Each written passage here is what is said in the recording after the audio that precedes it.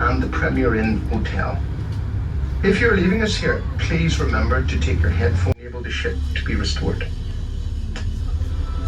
Is called the Beacon of Hope, symbolizing the harmonizing. Coming up ahead on the right was built in 1906 to show Seamus Heaney and politician Lord Trimble continued to drink. But on the 25th of November 2005, from just over 8 million down to just over 4 million in less.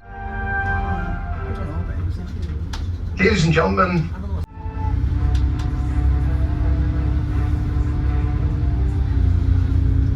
you're now at the end of our tour.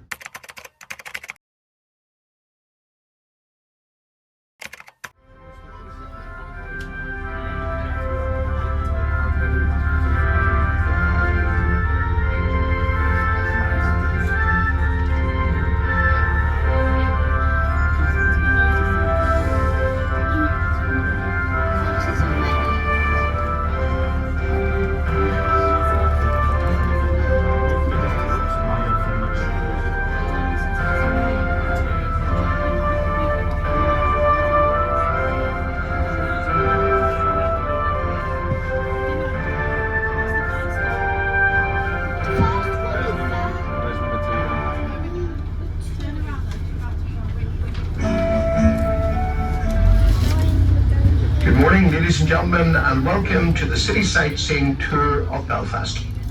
The tour will last approximately 90 minutes. If you're visiting the Titanic experience, then this bus stops right outside the main building. All of our buses do, as it is the most popular venue in Belfast. However, should you wish to hop off at any of the other designated stops, all of which are listed on the tour map and mentioned as we approach them, on hearing your designated stop number mentioned, then simply ring the bell. The bells are located upstairs and downstairs for your convenience. On hearing the bell, the driver will stop at the next stop on the tour map. To rejoin the tour, it must be at one of the designated stops listed on the tour map. Just simply wave your hand as the bus approaches to indicate to the driver that you wish to board. Use the handrails provided when moving around or exiting the bus, but it is important that you remain seated while the bus is in motion. Should it rain, be particularly careful as the steps are slippery when wet.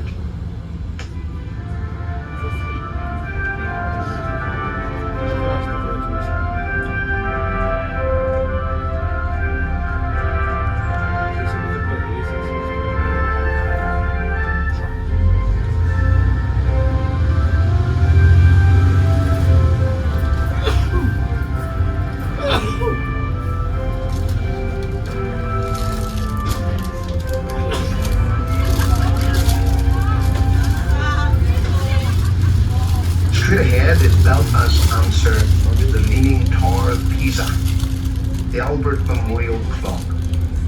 Designed in 1865 by W.J. Barr as a tribute to Prince Albert, the husband and consort of Queen Victoria. As a result of being built on wooden piles on marshy, reclaimed land around the River Farset, the clock tower leans 1 metre to the right and 1 metre backwards. It would have toppled over altogether, but for renovation work carried out in 2002 at a cost of £2 million. You would think, considering they spent that much money on it, they could have at least straightened it. It has 4 clock faces, and all 4 of them tell a different time, yet not one of them tells the right time. The clock is now a listed building.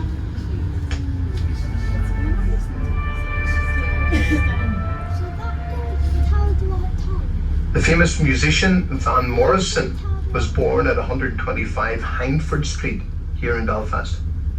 His long and successful career saw him win countless awards, including 6 Grammy Awards and a place in the Rock and Roll Hall of Fame. Starting off in the 1950s, he first came to attention through songs like Gloria and Brown Eyed Girl, and before the decade was out, the all-time classic album Astral Weeks was recorded in just 3 sessions. He was knighted in 2015, but according to legend, the famous man objected to a blue plaque being placed in his honour on the house where he was born in Hindford Street, even though he no longer lives there, and the current owners welcomed the idea.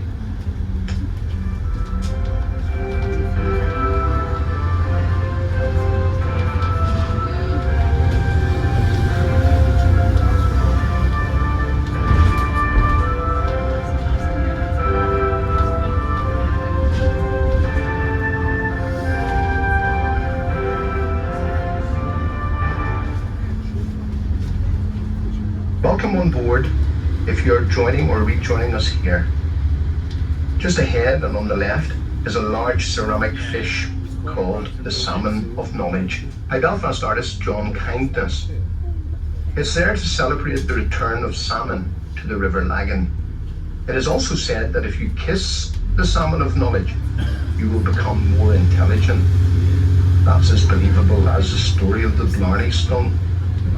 Also on your left-hand side is the Lagan Weir, completed in 1994 at a cost of £14 million, but it turned out to be money well spent, as it now keeps the River Lagan at an artificial high tide.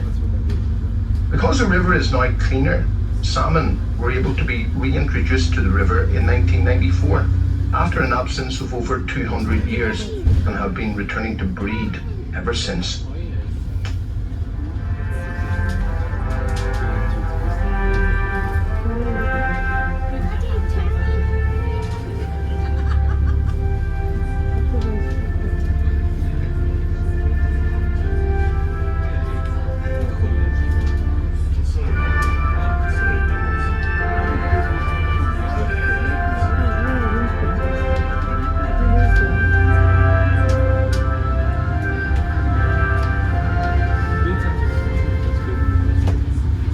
We've now moved from County Antrim into County Down by way of the Queen Elizabeth Bridge. The Titanic boat tour operates from here, and your city sightseeing ticket can be upgraded to include the tour of the Titanic Quarter by boat.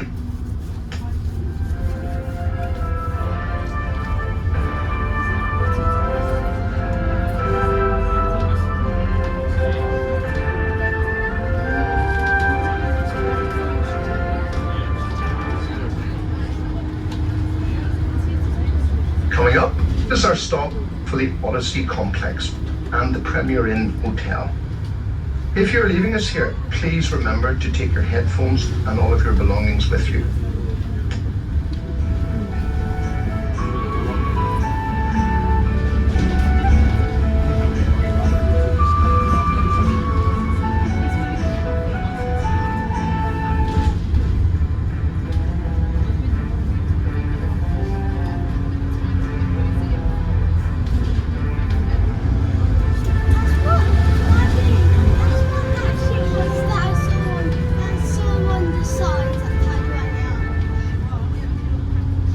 We are now entering the largest waterfront project in the British Isles, the Titanic Quarter.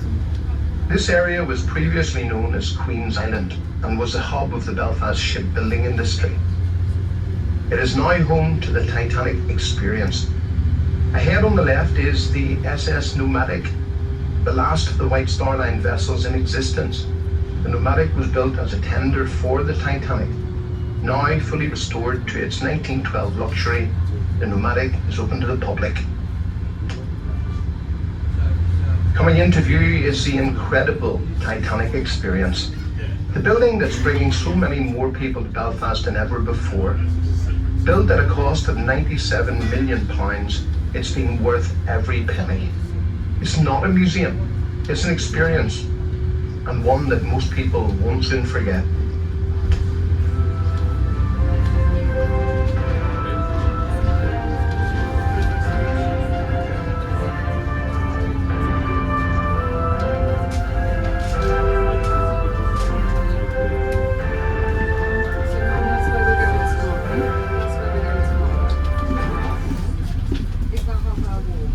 Welcome on board if you are joining or rejoining us here.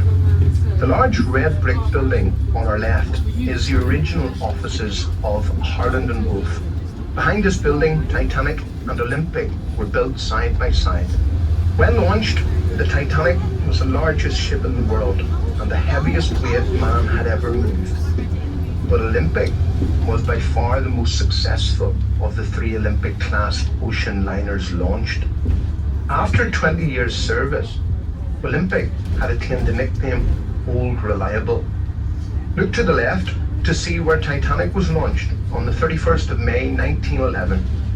100,000 people turned out to watch the event, but it was all over in just 62 seconds. In keeping with the White Star Line's traditional policy, the ship was not formally named or christened with champagne. Many felt this tradition was tempting fate, and maybe it was, as the Titanic was not their only tragedy, nor was it their first, as both the Neronic and Atlantic were also lost well before the Titanic. Ahead on the left is the HMS Caroline, a C-class light cruiser from the First World War, brought to Belfast in 1924. She is the last surviving ship from the Battle of Jutland in 1916. She has been floating on top of the water for most of the time that the Titanic has been underneath the water. She received a £12 million lottery grant to enable the ship to be restored.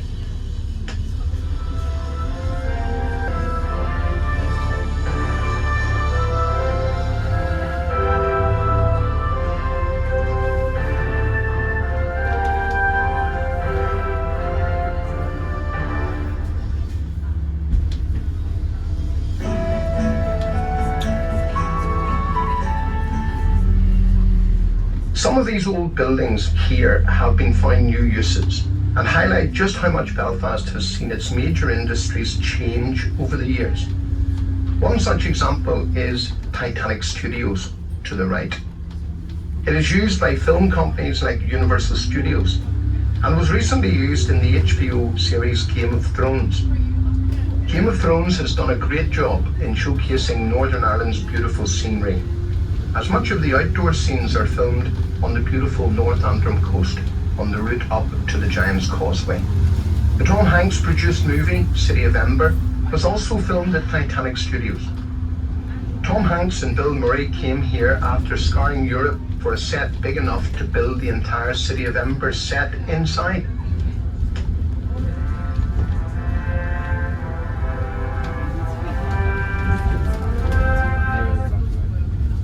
At Belfast City Sightseeing, we are now offering you the opportunity to travel on our Game of Thrones tour. This tour will take you to many of the locations used in the filming of this epic TV adventure show, including the Dark Hedges and Ballintoy Harbour. Please ask your tour guide for further details.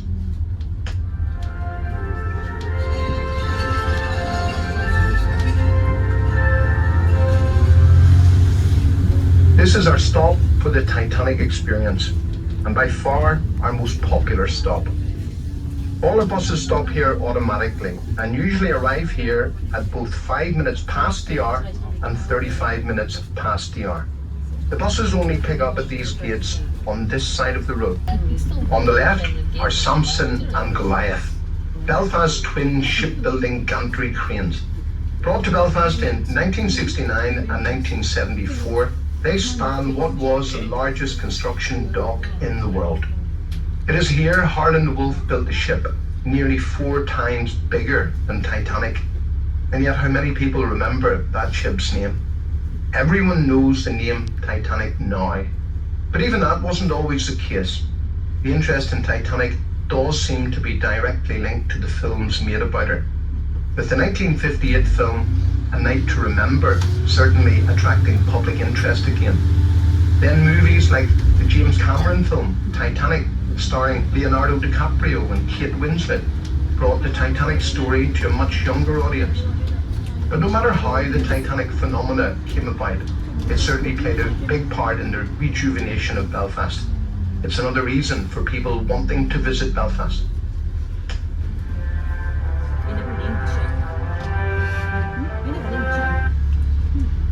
Jonathan Swift is one of the world's most famous writers. His famous satirical 18th century book, Gulliver's Travels, is probably his most famous work. It has long been said that Cave Hill hill lying prominently to the north of Belfast city centre was his inspiration for Gulliver's Travels. As to him, the hill seemed to look like a sleeping giant overlooking the city.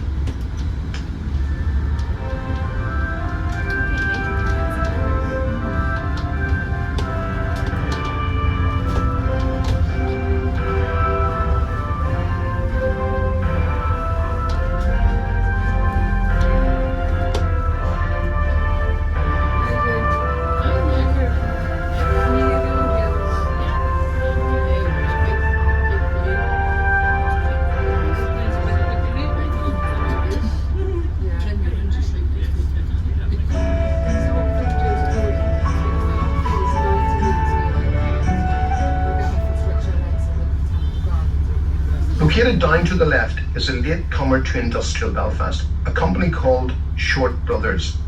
They arrived here in the mid-1930s, just in time to play a major part in the war effort. They built 12 million aircraft components for Allied aircraft during World War II, as well as two very important aircraft of their own. One was the Short Sunderland, a flying boat used extensively during World War II for search and rescue missions for downed aircrew, and it was very successful. The other plane was a bomber, the Short Stirling, a four-engined heavy bomber, one of Britain's first. This was a plane that could reach and bomb Germany, and was one of the reasons Belfast would find itself a target for the Luftwaffe in 1941.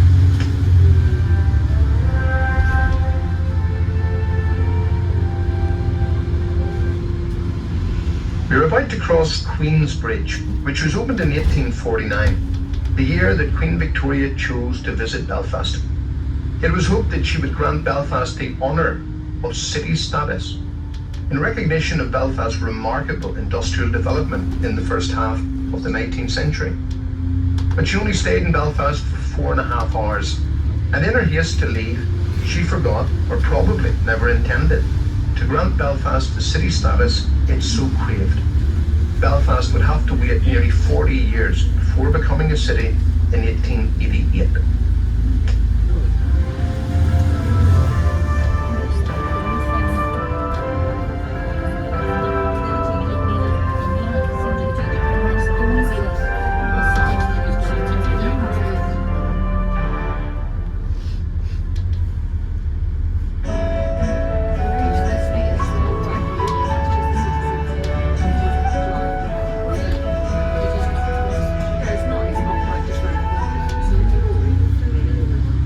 To the bridge, you will see the Waterfront Hall, one of Europe's leading auditoriums and conference centres. At the end of the bridge, the metal sculpture of a woman holding a large ring in the air is called the Beacon of Hope, symbolising the harmonisation of all the world's cultures. When it was brought to Belfast, it acquired a few nicknames, such as Nula with the hula, or the Thing with the Ring.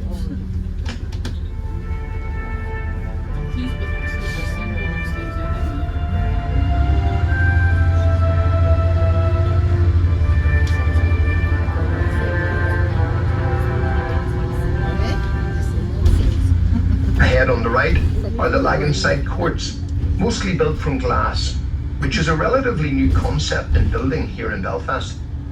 If you see a building built from glass here, you can be pretty sure it was built after 1998. Prior to that, you wouldn't dare.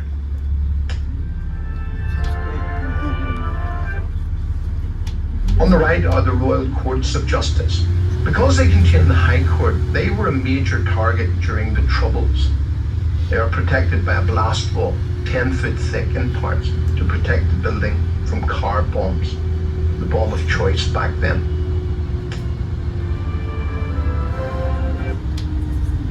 We are now approaching our stop for St. George's Market. This market was recently voted the best indoor market in the British Isles by the Indoor Markets Association of the British Isles. The market is open on Fridays, Saturdays and Sundays. If you are leaving us here, please remember to take your headphones and all of your belongings with you.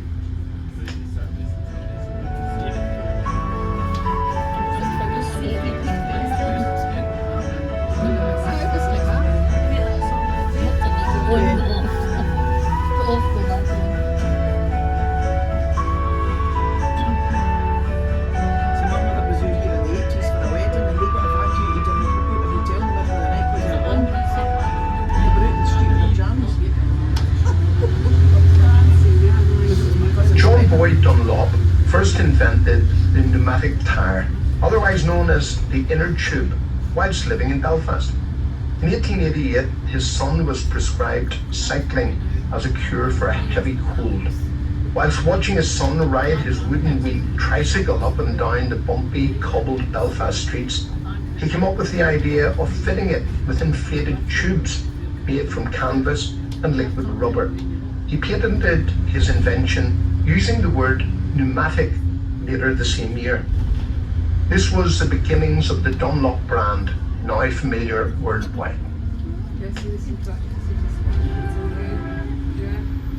Welcome on board if you are joining or rejoining us here. The City Hall, coming up ahead on the right, was built in 1906 to show off to the world how successful industrial Belfast had become. The City Hall has recently been restored to its former glory. Free walking tours of the building are available. For more information about tours around the City Hall, call in to the Irish Tour Tickets office, located opposite the Grand Opera House. The back of the City Hall forms the traditional business district of the city and is known as the Linen Quarter, whilst the front of the City Hall faces the many shopping outlets of Belfast. Beside the City Hall are two Titanic memorials, which is where locals commemorate the loss of Titanic. This is not to be confused with the Titanic Quarter, where they celebrate not just the birth of Titanic, but the thousands of other ships also built in Belfast.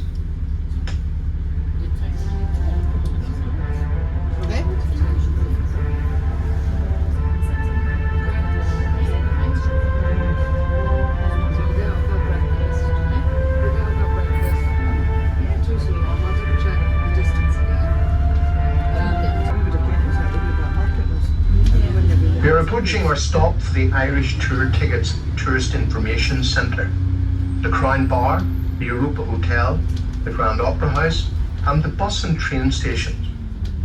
If you're leaving us here, please remember to take your headphones and all of your belongings with you.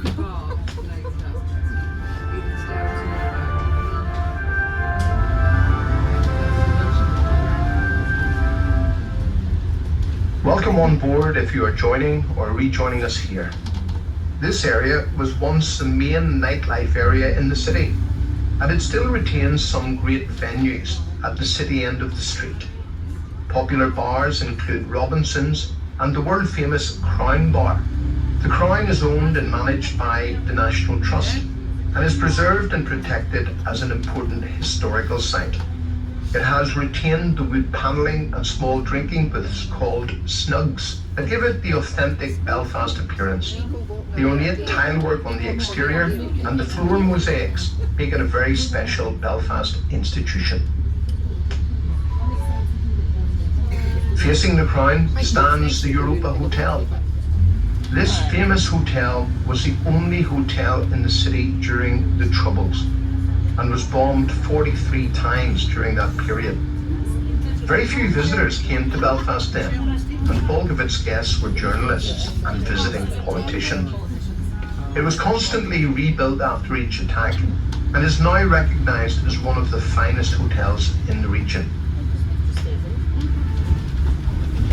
In 2015, the city of Belfast had a population of 280,962. 44% of which were aged 30 or younger. Belfast, to some people, is the capital of Northern Ireland, which has a population of over 1.8 million people. The country is the smallest of the four countries that make up the United Kingdom, containing 2.9% of the UK's total population and 5.7% of the total area. The six counties that make up Northern Ireland are Antrim, Armagh, Down, Fermanagh, Tyrone and Londonderry, although this is also known simply as Derry.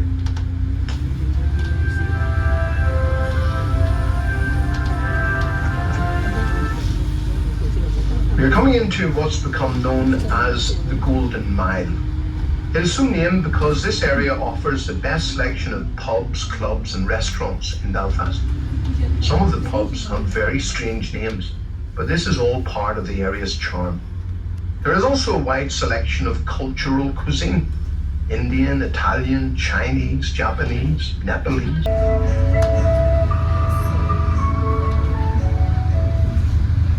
We shall shortly be approaching our Shaftesbury Square stop, which is located outside Lavery's, Belfast's oldest family-owned bar. Established in 1854, Lavery's offers 4 different floors of entertainment for different music tastes and age groups. It's claimed they pour 1,000 pints of Guinness a day. They also give you the opportunity to pour your own pint and then reward you with a t-shirt that states that you did so.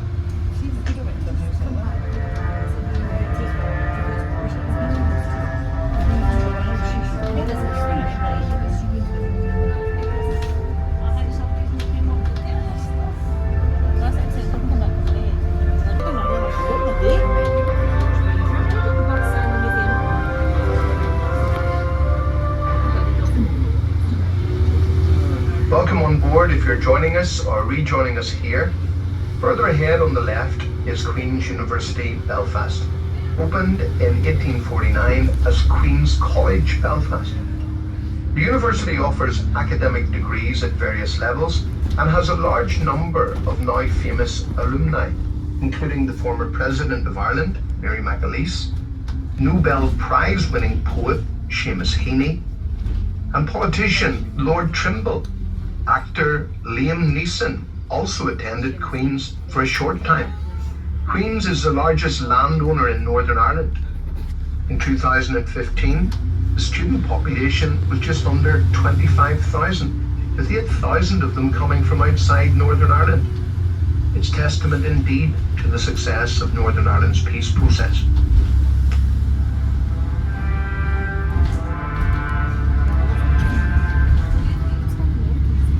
This is our University Road stop for Queen's University, the Botanic Gardens, and the Ulster Museum. If you're leaving us here, please remember to take your headphones and all of your belongings with you.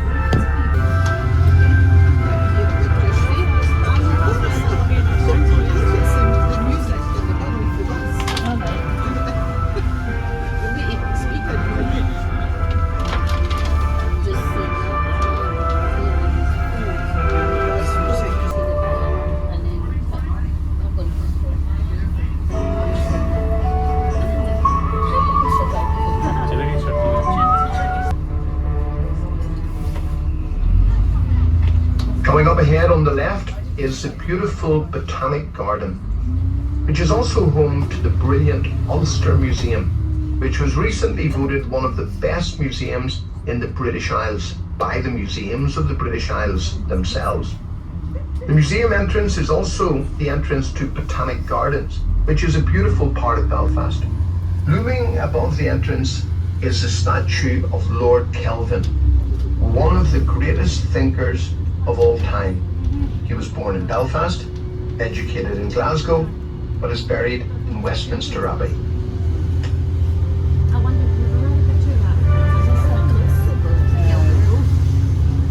In the early 19th century, this was the outskirts of Belfast. But with the population growing so rapidly, houses were needed fast, and so too were churches. Hundreds of churches were built in the second half of the 19th century. But when the Troubles erupted in 1969, many of these churches were in areas where they would be vandalized or simply fall into disrepair. Since 1998, many churches have been deconsecrated and found other uses. Churches are used as restaurants, interior design studios, and even Belfast's top comedy club used to be a church.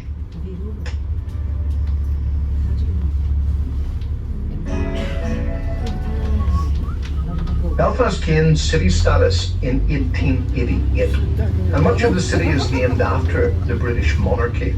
Much of the rest is named after people and places linked to the British Empire, because as the empire grew, so too did industrial Belfast. But as the empire declined, so too did industrial Belfast.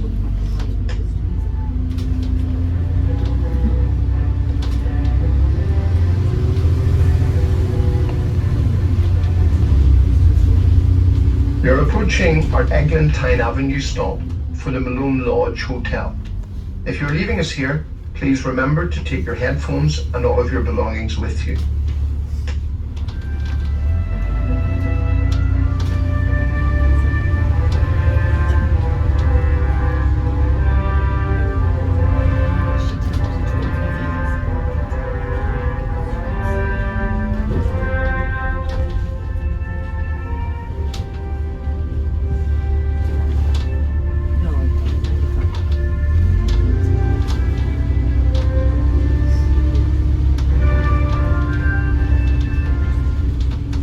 Belfast has a temperate climate with often windy conditions and rainfall throughout the year. The city frequently does, however, benefit from milder temperatures than other parts of the world at similar latitudes due to the effect of the Gulf Stream. There is significant rainfall here. On average, it rains for 157 days of the year. Average temperatures range from 1 degree Celsius on a winter's night to 19 degrees Celsius on a summer's day.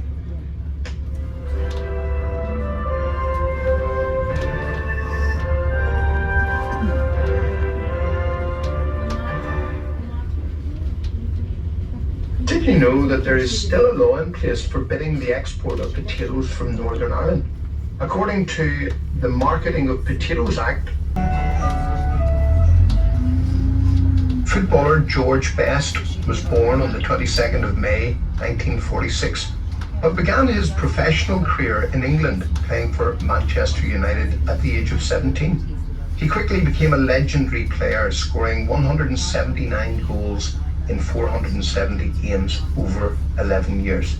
Best's charisma on and off the pitch led to him becoming the first celebrity footballer.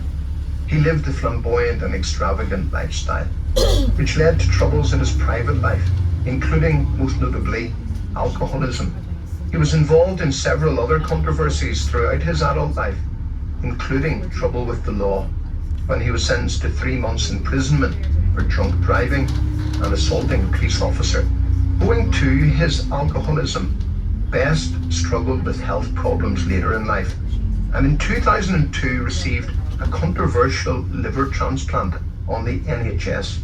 This was successful, but Best continued to drink.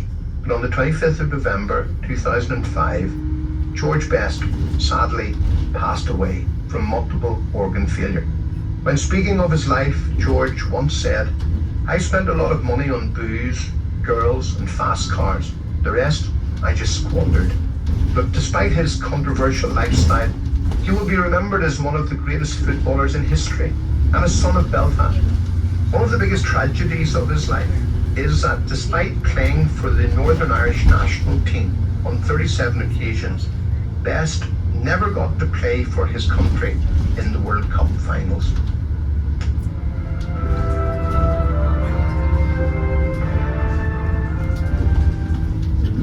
We are now driving towards West Belfast, which can be seen straight ahead. Anyone coming to Belfast in the 19th century hoping to find work who was Roman Catholic or a non-conforming Protestant could only be offered manual, low-paid work. This meant they could only afford the cheapest housing. And by 1850, 70% of all Catholics living in Belfast lived around the Falls Road.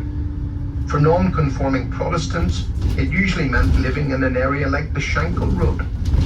These two well-known roads run parallel to each other for nearly a mile in West Belfast.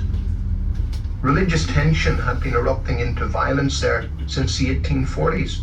So when the Good Friday Agreement of 1998 was introduced, it made massive changes to Belfast.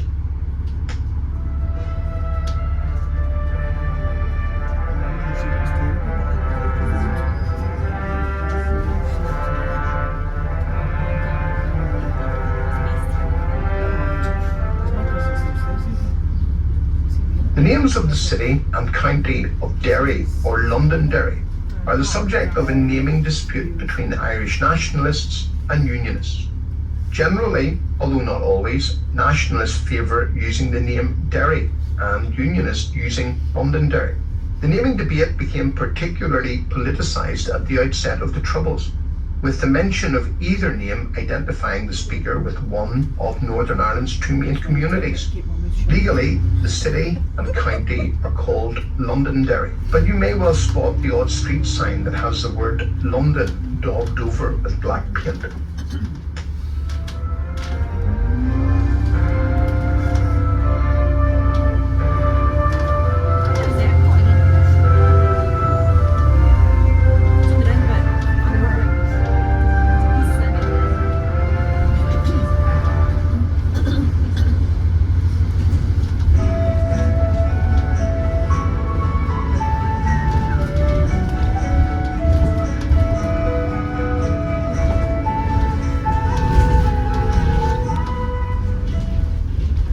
The large piece of art comprising of one sphere inside another is called Rise. It was made by Wolfgang Buttress and it cost over £600,000. It symbolises a new beginning for Northern Ireland.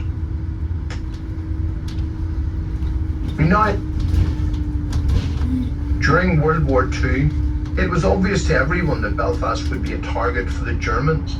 Obvious to everyone, that is, except Northern Ireland's government.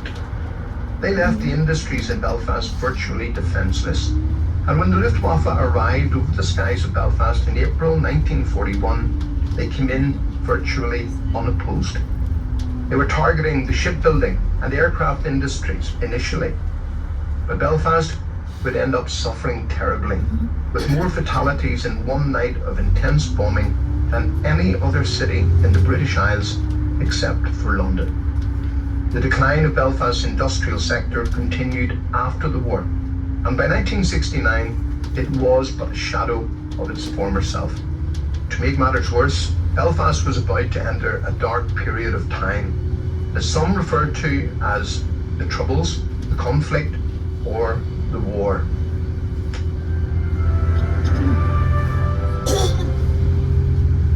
We now enter the Falls area of Belfast, which is a predominantly Irish community. We will continue to see many wall murals and flags, but they will have very different content to what we'll soon see on the Shankill Road, because the people there see themselves as British. The murals will of course tell the sometimes tragic story of Belfast's past. To look at all the murals objectively, they must be viewed as historical, because they represent Belfast's recent history and not the present, where now both traditions have parity of esteem. Nowadays, if you are from Belfast, you can be either Irish or British, with no tradition being more dominant than the other.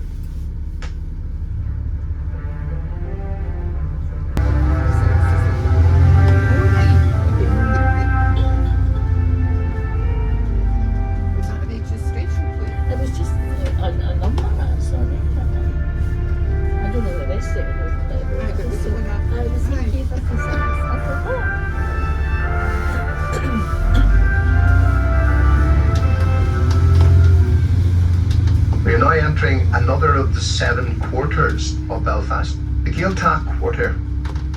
It's here the Irish language is spoken as a first or second language.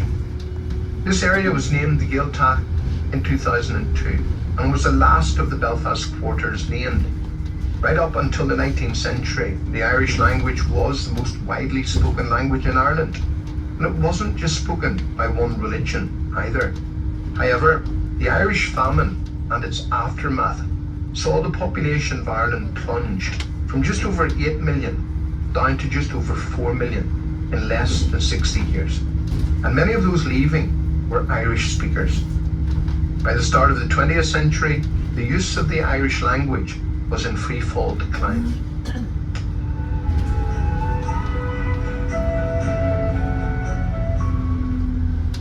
We are now approaching our Falls road stop, which is close to Ancoulterland. Based in an old Presbyterian church, Ancoulterland promotes the Irish language and culture. It contains a cafe and an art gallery, as well as an Irish language bookshop and a radio station. If you're leaving us here, please remember to take your headphones and all of your belongings with you.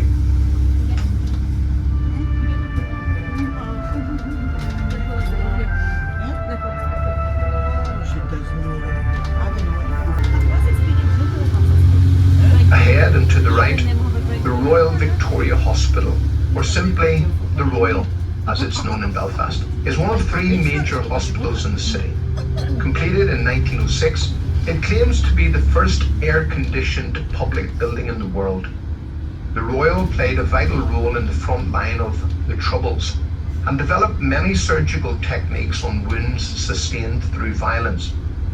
These techniques have been replicated throughout the world.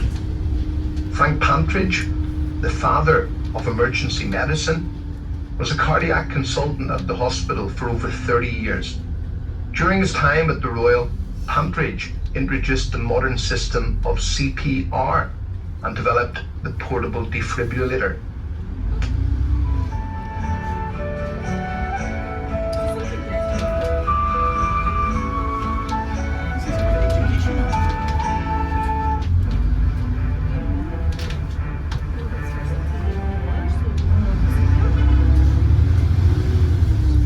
We are now approaching the stop for the Falls Memorial Garden, for the Bobby Sands mural and the Sinn Féin Centre.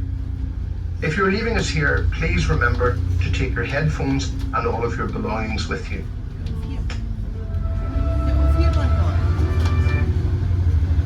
Further ahead, at our next stop, the large mural coming into view on the left is known as the Bobby Sands mural.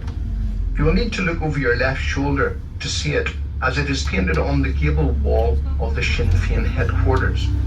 Bobby Sands was a member of the Provisional IRA who died on hunger strike while imprisoned at Maze Prison. He was the leader of the 1981 hunger strike, in which Irish Republican prisoners believed they were political prisoners and were attempting to have their political status reintroduced. The Bobby Sands mural is one of the most photographed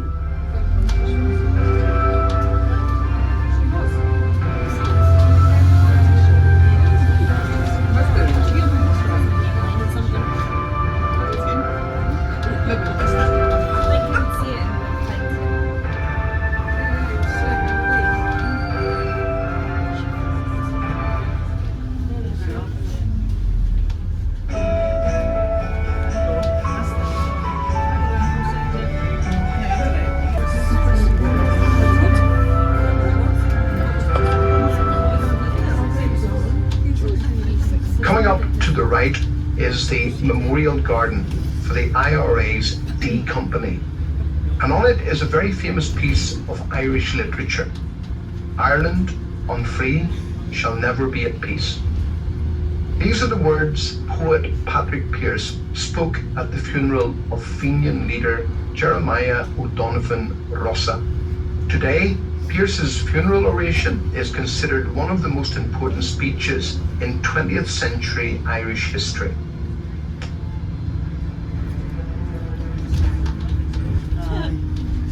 We are approaching our stop for St. Peter's Catholic Cathedral and the Falls Road wall murals. If you're leaving us here, please remember to take your headphones and all of your belongings.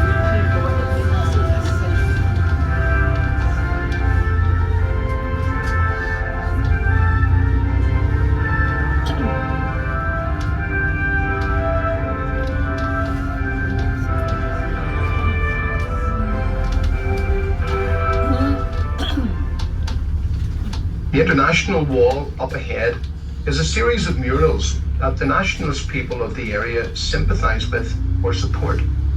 They all have basic themes: anti-racism, the hunger strike issue, and the Palestinian question, to name but a few. And although they get painted over regularly, they are always replaced with something with a similar theme. Soon we will pass through the peace wall or peace line. We don't need to be a specific religion to pass through this area. Sadly, this was not the case during the times of the Troubles.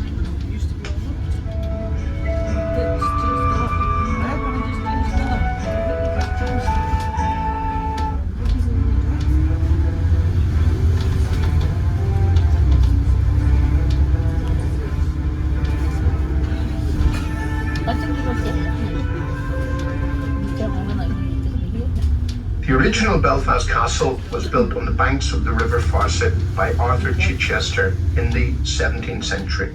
It is the River Farset that gives Belfast its name. The phrase approaching the mouth of the Farset translates to Belfast in Irish, and over the years this was anglicised to Belfast. The River Farset now runs underneath what is now High Street in a pipe so large that this bus could almost drive down the middle of it.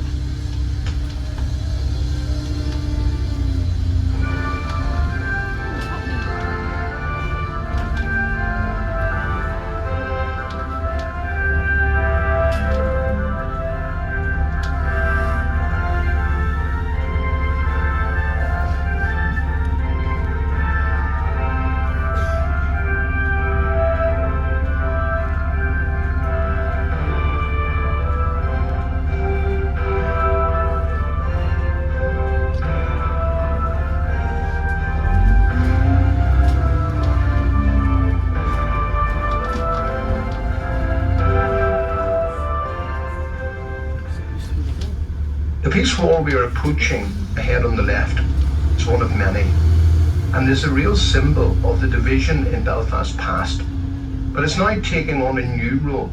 It is now the longest art gallery in Europe, with everything from graffiti art competitions to images that express the culture of the local areas. Thousands have signed the wall, with many leaving messages of hope for the future. The words of the more famous are embedded into the wall in a section up ahead on the left. The words of the Dalai Lama are, "Open your arms to change, but don't let go of your values." Whilst the words of Bill Clinton are, "Strength and wisdom are not opposing values." Despite the reason why these peace walls were erected in the first place, local community groups have worked together in recent times to transform Belfast into one of the safest cities in Europe to walk around. You could get off this bus anywhere in this area and you would be made equally welcome by everyone.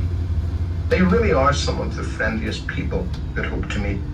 Soon the Union flags we will see indicate that we are approaching the Shankill Road, and our next stop is coming up. It is close to the Spectrum Tourist Information Centre, which promotes the British culture of the Shankill Road area. The area in the middle of the Shankill Road features many striking murals, which will give you a great insight into the community's identity. Since the Good Friday Agreement of 1998, a new form of government was introduced, which would give equal representation to everyone in this part of Ireland. 108 members of the Legislative Assembly now govern this part of Ireland and are led by 2 First Ministers. Both have the same power, but one can't do anything without the say-so of the other. They now have to cooperate, even though they come from very opposite sides of the political divide, with one representing the Unionist point of view and the other representing the Nationalists. The Unionists want to remain inside the United Kingdom, while the Nationalists want the opposite. Now, with both traditions being given parity of esteem, things have changed here dramatically.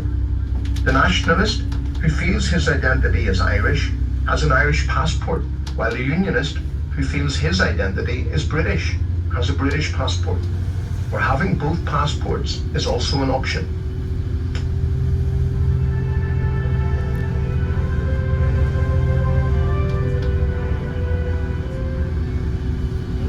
Coming up is our stop for the Spectrum Tourist Information Centre and the Shankill Road wall murals.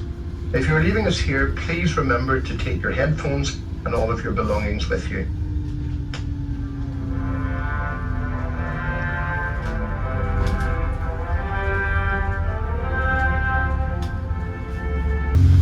The 12th of July brings thousands of spectators to the Shankill Road to see the massive marches, parades, banners and bands, as these are the high point of the Unionist community's cultural calendar. The parades celebrate the victory at the Battle of the Boyne of King William of Orange over the Catholic King James II of England in 1690. The battle changed the British monarchy from a Catholic king to a Protestant king, and was very much an international battle. The British Constitution would also later be changed to exclude Catholics from the monarchy forever. which is something that divides the community to this day.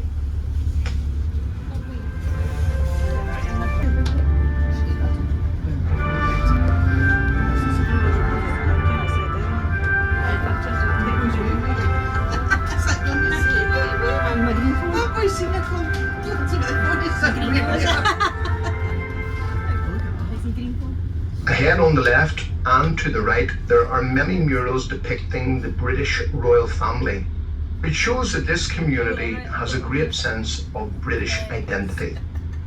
Major incidents in history are recorded on the walls, such as the Battle of the Somme, the Home Rule issue, and the life of Edward Carson. The Battle of the Somme in particular had a devastating effect on the Shankill Road. 760 men from this area fought at the Somme, but only 70 would survive.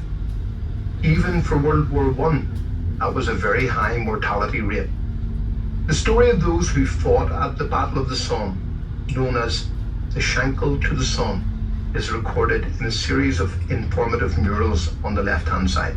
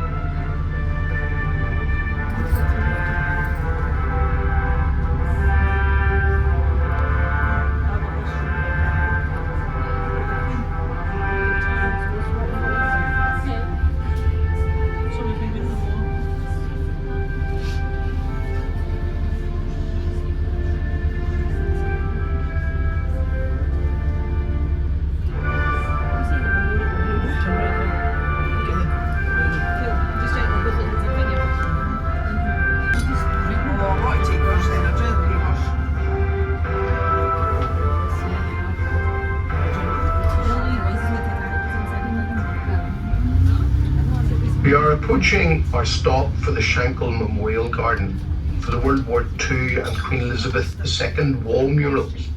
Ahead on the right is a very graphic mural indeed. It's a photographic mural depicting the aftermath of some of the bomb attacks that happened in this area. There are some very disturbing images within this mural. 90% of all the bomb attacks that took place during the Troubles took place in Belfast. Because of this, a third of Belfast's population left during these times. But they didn't need to go too far, as things were very different just a few miles outside of Belfast. In the towns and villages throughout Northern Ireland, there wasn't the same sectarianism or the same paramilitary activity. The two religions, Catholic and Protestant, intermingled, they intermixed, and they even intermarried. Mixed religion marriages weren't unusual outside of Belfast. But within the heartlands of Belfast itself, it could lead to being ostracised by your own family for life. But now, because of the Good Friday Agreement,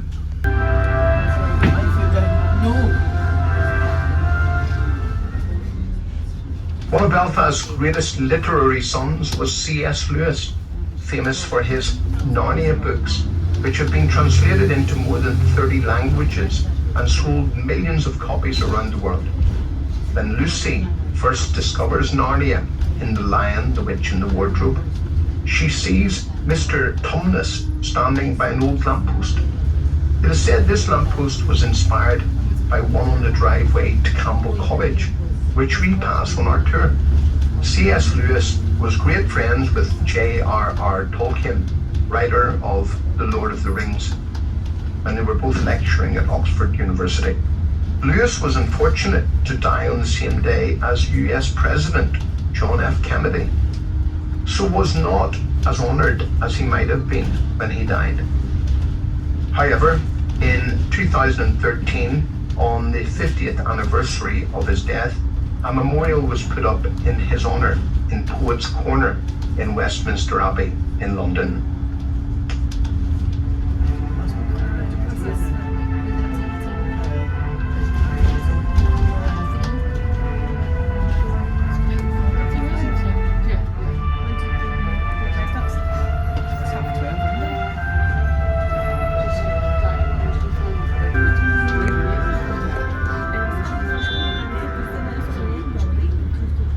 You're approaching our stop for the Crumlin Road Jail visitor attraction and the old courthouse.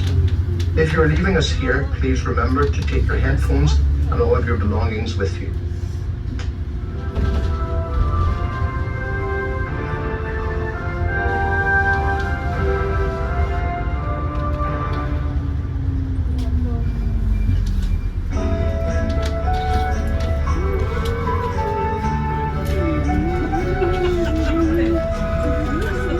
Built by Charles Lanyon in 1845. Lanyon also built the courthouse on the right in 1850. The two buildings are connected by a tunnel underneath this road, and prisoners were transferred from the court to the jail without ever again being free. Hence the saying, being sent down.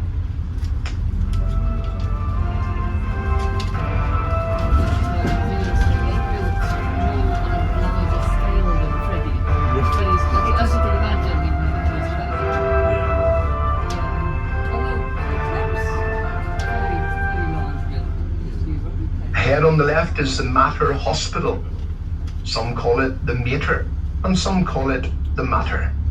Some say it doesn't matter what you call the Mater.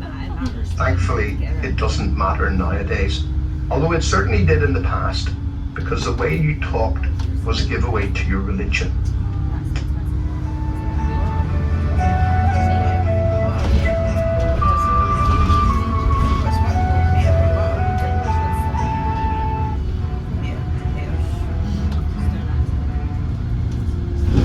In the roundabout up ahead, there is a metal flame, which is celebrating the coming to Belfast of Russian Jews who were escaping the pogroms of a pre-revolution Russia.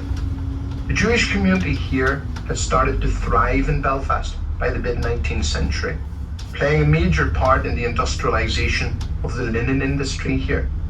One of their number, Otto Jaffa, went on to be elected Lord Mayor of Belfast on 2 separate occasions, while another, Chaim Herzog, born here in 1918, went on to become the 6th President of Israel.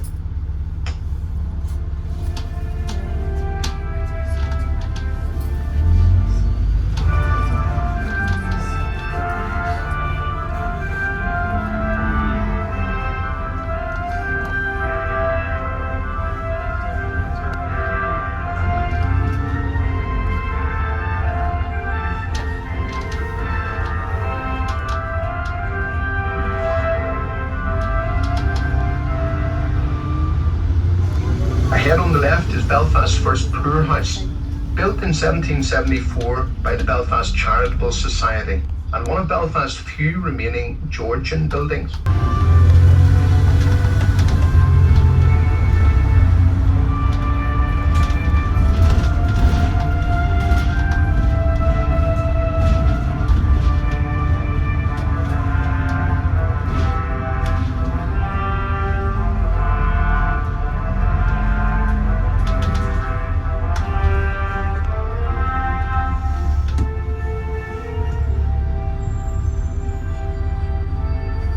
John Lavery, a famous Belfast artist.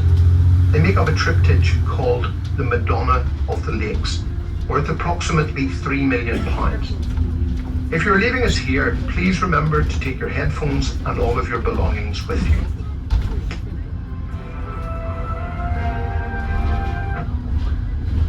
Straight ahead in the distance, the glass dome of Victoria Square dominates the skyline, and from there you can get a panoramic view of Belfast. Belfast really is a beautifully situated city, and few cities can claim a backdrop as beautiful as the Belfast Hills. Ahead on the left, on the north transept of the St Anne's Cathedral, is the largest Celtic cross in Ireland. St Anne's gives the area its name, the Cathedral Quarter. It's fast becoming Belfast's new nightlife centre for those people with a little more money than most, and contains some of the most interesting non-political murals in film roles, such as in Harry Potter and the Chamber of Secrets, and the 2011 blockbuster Thor. He has been nominated for 5 Academy Awards, 5 Golden Globes, and has won many awards for his work. He was knighted to become Sir Kenneth Branagh in 2012.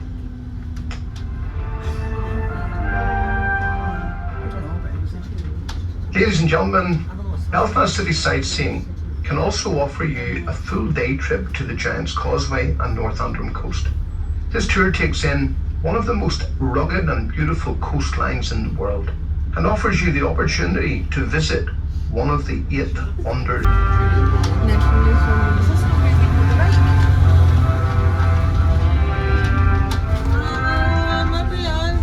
It's up there. See what we found that day we came on the bus.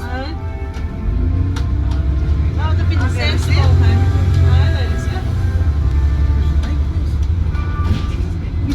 it. We are now entering Belfast's main shopping thoroughfare, Royal Avenue.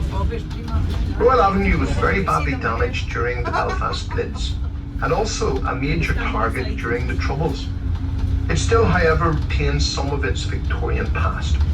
All you need to do is look above the shop fronts to discover that Victorian and Edwardian buildings still exist.